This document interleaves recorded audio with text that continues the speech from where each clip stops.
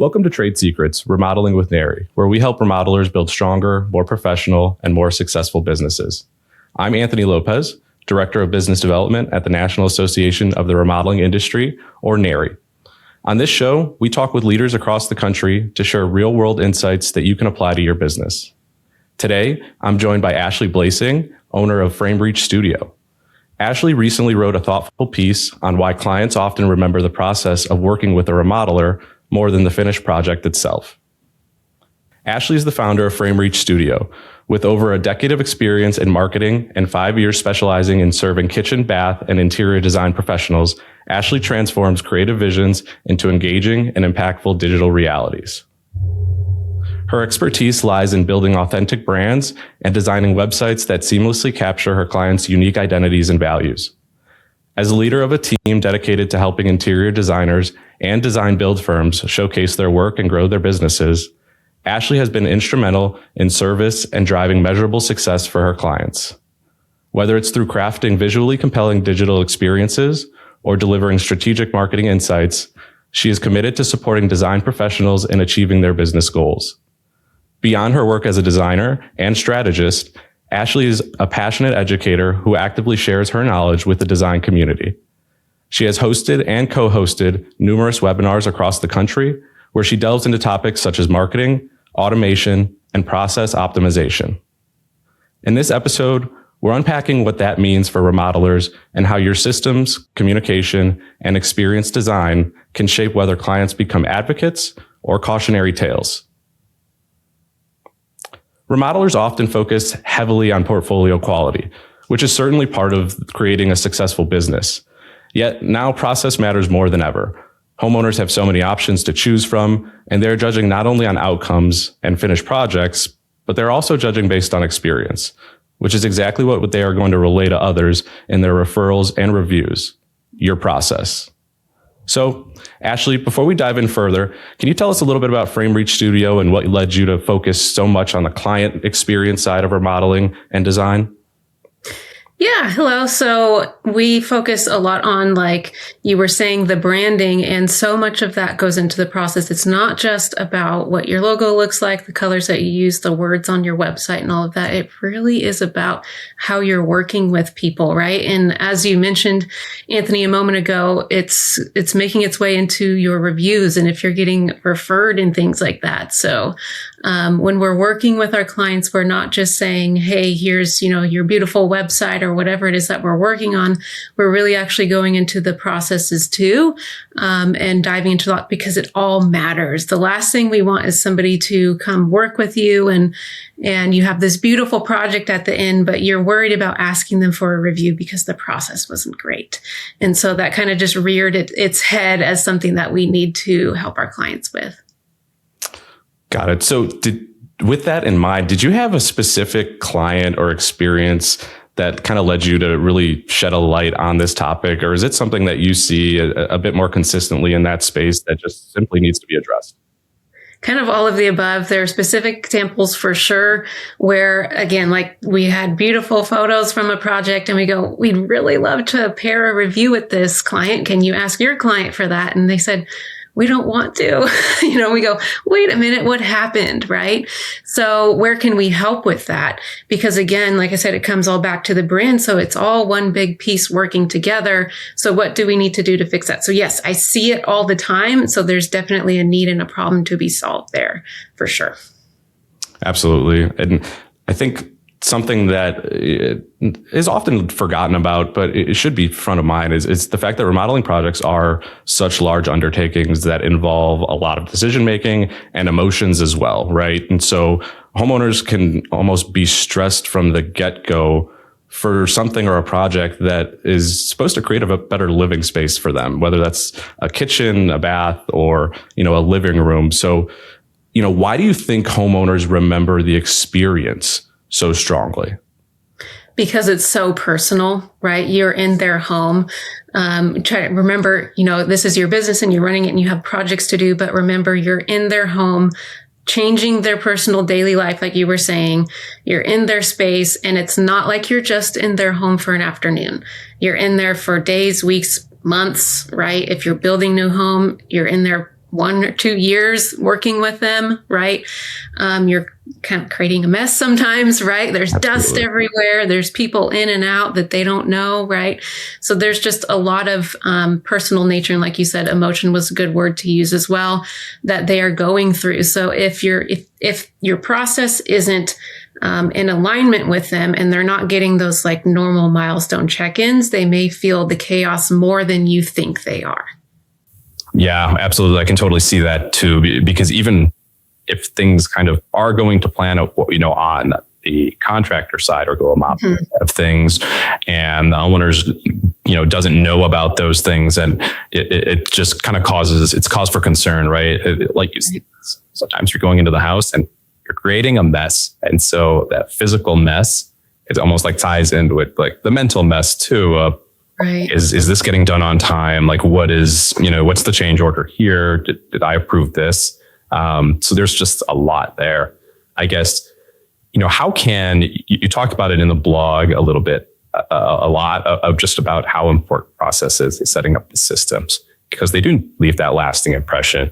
And I'm curious, just as we're dealing a lot with craftspeople that build and do beautiful work, how can even a beautiful project leave a negative impression? Like, maybe there's a kind that stands out to you if you're working with F5? Yes. And I'll give kind of an example too, as well, of here's what would likely happen in that situation, right? You've got this beautiful kitchen, home, whatever it is that you worked on. And you have, I'm speaking from the client's point of view, you have your friends and family over to enjoy the new space. Everybody's saying, oh my gosh, this is amazing. Who did this? Right. And you go, they did this, but, right, you don't want that, but you want the process to be the focus here and the real story of the whole thing. Because again, even though that end space is beautiful and amazing and it functions better, the process may have been a nightmare. So they're not going to go ahead and go, let me refer this company to my friends and family that are here in front of me, because I don't want them going through this, versus oh my gosh, I was updated every step. That made sense for me to know. I felt really comfortable the entire time. Their communication was really good. They checked in with me to make sure that I was feeling really good throughout the process. If I had questions, they were pretty much already answered before I came to them and went, hey, what's going on? They're ahead of the game, right? I got regular updates from them. That's a much different, I'm going to want to refer this company while we're standing in this beautiful kitchen, versus yay, I have a beautiful kitchen, but we don't want that but. Yeah, no. And I often hear too from, homeowners that are giving a good review, of a project or a remodel of the project of their home.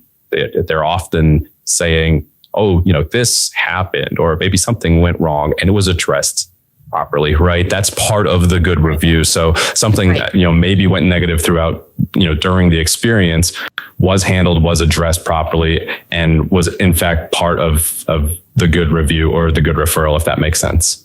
Yeah. And people appreciate that transparency, right? Again, you're in their home, and even it's part of your process at the beginning when you're onboarding them should be to warn them that things will happen. It's just how remodeling works.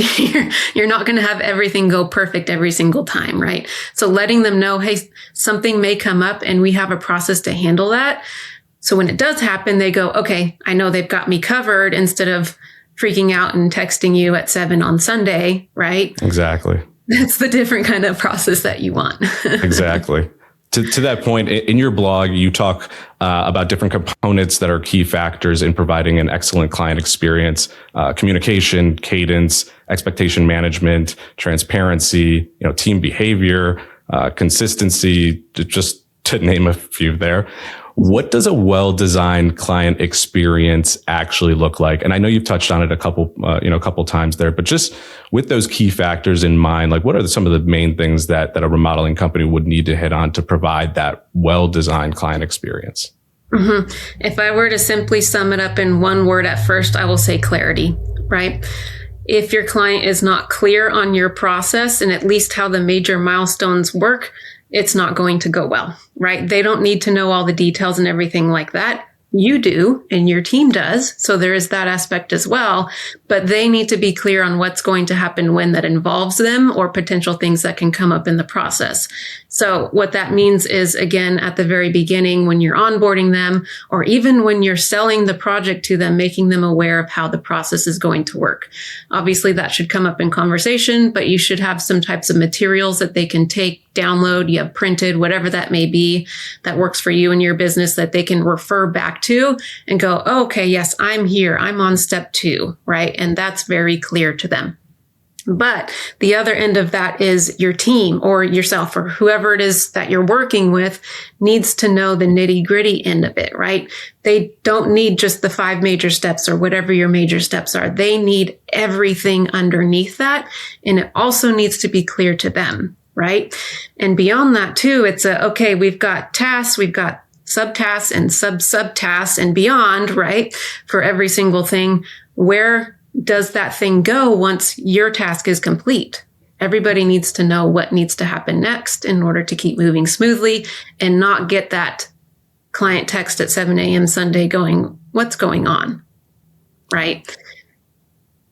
Yeah, no, absolutely. I think that's something that any business that, physical or whatever, service providing that I've experienced, you want everybody to be on the same page. And when they're not, it just throws you off. I mean, it's as simple as going to a restaurant, right? Like, I do not want to necessarily hear that the cook and the sous chef are arguing or anything like that they're not on the same page. It just kind of throws you off from the beginning. Yes. And it's super noticeable to the end client, right? Absolutely. If you hear them arguing in the kitchen, you're going to go, do I want to eat here? Exactly. Exactly. With that in mind, I guess, where do you think most remodelers break that trust during projects, right? I think some remodelers would say, well, I do some of this, right? Sure. And that's great, but they don't kind of do it all, right? All of those factors that we talked about. And I do think it is important to hit on all of those, because even just missing one, right? Let's say it's just team behavior on site. That's going to affect you a lot. So I do think it is all encompassing, and you do need to hit on all of them. But where do you think that, those remodelers commonly break that trust? Communication. Loss of communication. Again, you may get into the weeds and working on stuff. You're working on big projects, right? There's lots of pieces. But communication is where I see that happen, whether that's not having a consistent source of communication or some type of, you don't have to have a platform, but if you have one and that works for you, making sure that people know where to log in to get updates on site visits, whatever that may be. But having that communication, if it's a Monday email, right, kind of thing, or a Friday email, again, whatever works, so that your client knows what's going on, even if it's hey, we're still working on stuff kind of update. There's nothing major for you to know. Here's your weekly communication. And that's what I see typically fall off. And when clients go, what's going on? I'm not super happy with this process because I'm uninformed. Yeah, that makes sense. It kind of goes back to you were talking earlier about like a leave behind too, right? Whether that's physical or, even if that's a portal, but having something to refer back to, I think is very important and a really good point there. As far as the remodeling company side of things, I hinted on it earlier as far as team behavior and kind of that consistency being important. How do companies, or how can these companies create consistency across those teams, those kind of internal teams? Clarity again. It's such a huge theme throughout processes, and just making sure everybody's the same page. Now, in order to get to that clarity, you need things documented, right? And again, it's going to depend on where your business is in its life. Is it brand new? Have you been around for 10, 20, 30 years? And kind of your ability to get things documented if it's in certain tools, but documentation is going to be super important. If you're just starting out, it's, get stuff at least in documents, right? And if you're having a hard time getting things laid out, use AI, right? It is very good at that type of thing. But if you're at a certain point in your business where it makes more sense to be in a tool, right? Like a project management tool, go into that tool, make sure everybody is trained on how to use that tool, and make sure that they're actually constantly checking it. How can you do that? You need to have monthly or weekly meetings, I'll say, with your team as well. right? So as important as it is to stay in communication with your client, it is even more important to stay in communication with your team. Yeah, the implementation of these things is great, but the follow up too, I think, is just as important, right? It's kind of what you touched on. We talked about it a little bit at the beginning of the episode, but providing a great client experience is certainly a competitive advantage, and that's really the point that we're trying to drive home here. How can a strong process become a marketing advantage? You can use it in every aspect of your marketing. You can talk about it in its entirety, right? You can talk about pieces of it. You can talk about it in your social media. You can talk about it in your blog posts, your email, and you can do events on it, right? All of these things that make you different in your process and how serious you are about it in making your projects delightful, right? For your clients, I'll put it that way, is going to make them want to work with you. Because again, everybody knows that doing a kitchen remodel, bathroom remodel, even if they've never done it, is a difficult thing, right? Your life is going to get disrupted. So if you can put them at ease because your process is so amazing before they even talk to you, that's going to build an amazing amount of trust, right? Now you have to be able to back it up and do what you're saying. So build that process out, be confident in it, get your team all aligned and everything like that. And then you can really highlight it in your marketing. And that helps set you apart other than just the beautiful projects, right? Yeah, absolutely. I think about it even just, again, just kind of going to personal experience and I guess go into different businesses or what have you. The ones, even if it's like out of convenience, let's say, gas station or what have you, find myself going out of my way, somewhere that's less convenient for me simply because the service was better. Right. And I know that I'm going to get that service, that repeated service. So, I guess what changes when a company becomes known for how they work and not just what they build?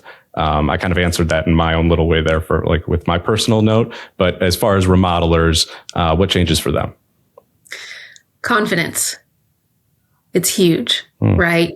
When you feel so good about your process and your team and that your clients are going to love working with you, you come into each job head held high. This is going to be awesome, right? This is going to go so well. We're going to get a lot of good feedback on this rather than we'll see how this goes, right? Confidence is huge with this. So get really, really strong processes in place, get confident in them, and you'll see just a different stature, I think, of yourself, but also your entire team, and then effectively your clients, right? At the end of the day. Yeah, it's that consistency creates almost certainty, which in turn creates that confidence, which almost is a little bit of a loop there. So I love that. Yeah. That's awesome. What advice would you give to remodelers who want to improve their business but don't know where to start?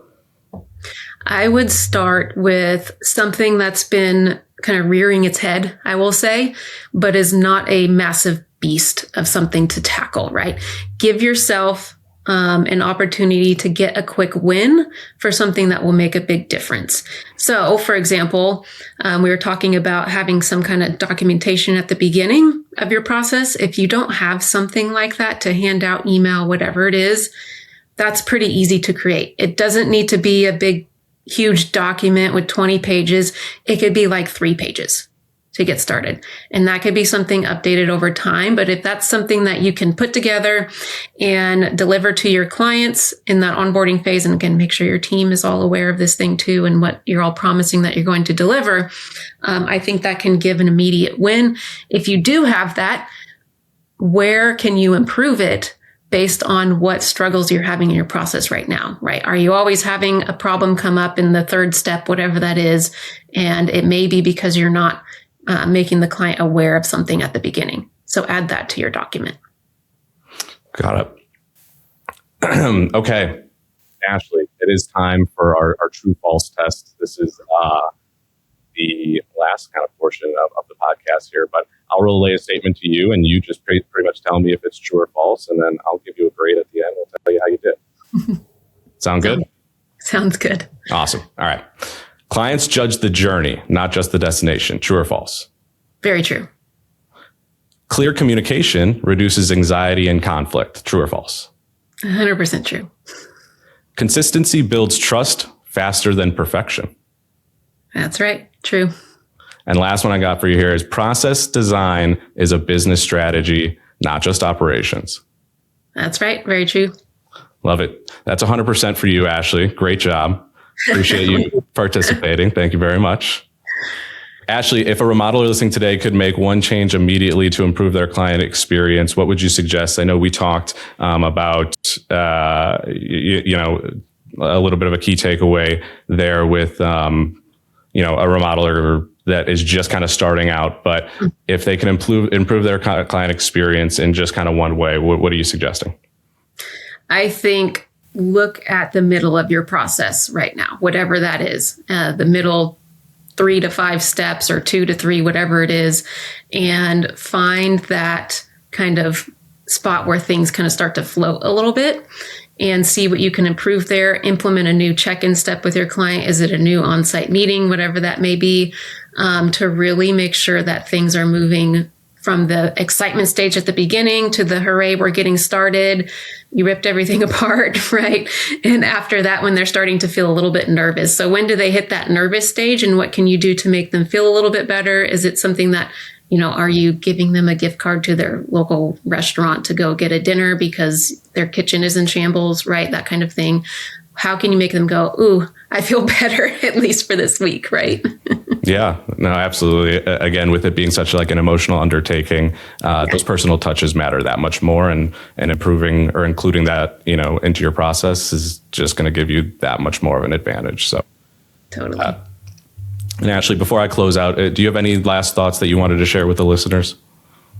I think just to be sure that when you're looking at your process, that it can get overwhelming very quickly. So just be careful when you approach it. Know that it's very important, but don't overwhelm yourself when you go to work on it, because you can get in the weeds very quickly. Try to chop it up into pieces. If you're a paper person, map it out on the wall, right? Try to make it as easy as possible as you can for yourself, so that you don't kind of back up and go, oh my gosh, this is crazy. I don't want to work on this. Make it easy for you to make improvements and get those quick wins. Absolutely. There's easy fixes out there for sure. Where can people find you? Website, social, all that good stuff. So we are at FrameReachStudio.com, and on there you can find, like Anthony said, blog posts, there's webinars, there's some resources, free resources on there if you want to do some downloads. On social media, we are at FrameReach Studio on all the things, Facebook, Instagram, YouTube, LinkedIn. Awesome. Definitely check out Ashley and check out FrameReach Studio, who just joined on as an area industry partner. So Ashley, thank you for sharing your perspective today. If you're serious about building a remodeling business known for professionalism and trust, you can learn more about the resources and community available through the National Association of the Remodeling Industry at www.nary.org. And if you found this conversation valuable, please subscribe to Trade Secrets, Remodeling with Nary on Apple, Spotify, YouTube, or wherever you listen to podcasts. Thanks for listening to Trade Secrets, Remodeling with Nary. If this episode resonated with you, please share it with someone in the industry who could benefit from improving their client experience. We'll see you on the next episode.